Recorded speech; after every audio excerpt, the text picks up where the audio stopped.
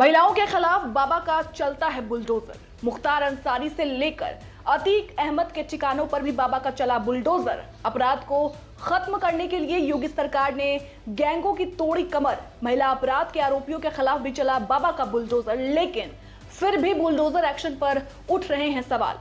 जी, आखिर कौन है बुलडोजर एक्शन पर सवाल उठाने वाले?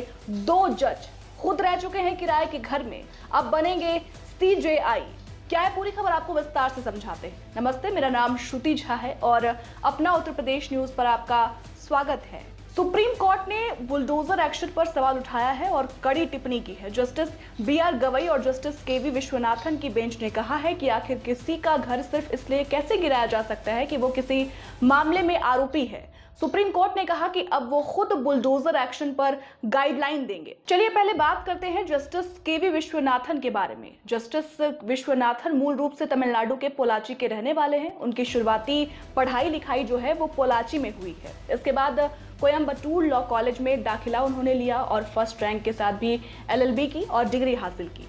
लॉ की पढ़ाई के बाद जस्टिस विश्वनाथन ने बार काउंसिल ऑफ तमिलनाडु में रजिस्ट्रेशन कराया और 1988 में जो है वकालत की प्रैक्टिस भी उन्होंने शुरू कर दी।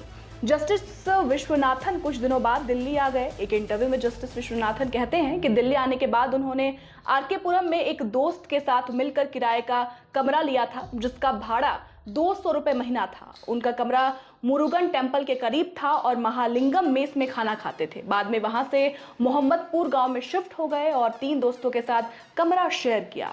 दिल्ली में जस्टिस केवी विश्वनाथन ने पहले एडवोकेट सीएम वैद्यनाथन का चैम्बर ज्वाइन किया था, जो पूर्व एडिशनल सॉलिसिटर जनरल भी रह चुके हैं। फिर 1990 में सीनियर एडवोकेट और पूर्व अटॉर्नी जनरल के वेणुगोपाल के साथ उन्होंने काम करने लगे। साल 2009 में उन्हें सीनियर एडवोकेट नियुक्त किया गया और फिर साल 2013 में एडिशनल सॉलिसिटर जनरल भी बने। सुप्रीम कोर्ट कॉलेजियम ने मई 2023 में केवी विश्वनाथन को सुप्रीम कोर्ट का जज बनाने की सिफारिश की। सरकार ने सिफारिश मंजूर कर ली और 19 मई 2023 को वो सुप्रीम कोर्ट के जज नियुक्त किए गए। सुप्रीम कोर्ट के इतिहास में वो 10वें वकील हैं जिन्हें बार से सीधे बेंच में नियुक्त किया गया। नॉन फिक्शन किताबें पढ़ने के शौकीन justice KV Viswanathan chief justice of India बनने की कतार में भी हैं।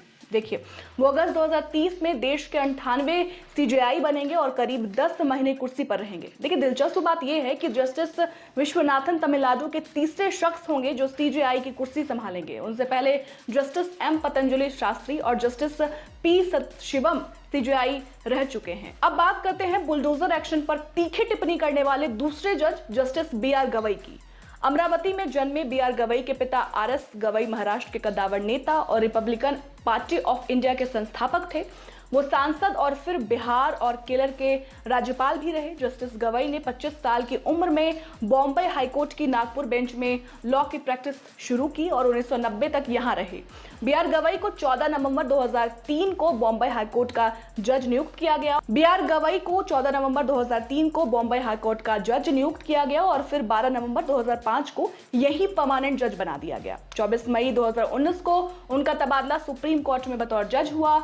अगर सीनियरिटी प्रिंसिपल यानी वरिष्ठता के सिद्धांत का पालन किया जाता है तो जस्टिस बीआर गवई भी चीफ जस्टिस ऑफ इंडिया बनने की कतार में है। जी हां, वो 14 मई 2025 को सीजेआई बनेंगे और 23 नवंबर 2025 को रिटायर होंगे। जस्टिस गवई सुप्रीम कोर्ट के इतिहास में दूसरे ऐसे सीजेआई होंगे जो शेड्यूल कास्ट से आते हैं। उनसे पहले सिर्फ जस्टिस बालकृष्णन एससी कैटेगरी से आने वाले सीजेआई रह चुके हैं। फिलहाल जिस तरीके से इन दोनों जजों ने योगी सरकार के बुलडोजर और साथ साथ अलग राज्यों में जो बुलडोजर एक्शन होता है उसको लेकर जो सवाल खड़े किए हैं, अब उसको लेकर सोशल मीडिया पर कई तरह की बातें चल रही हैं।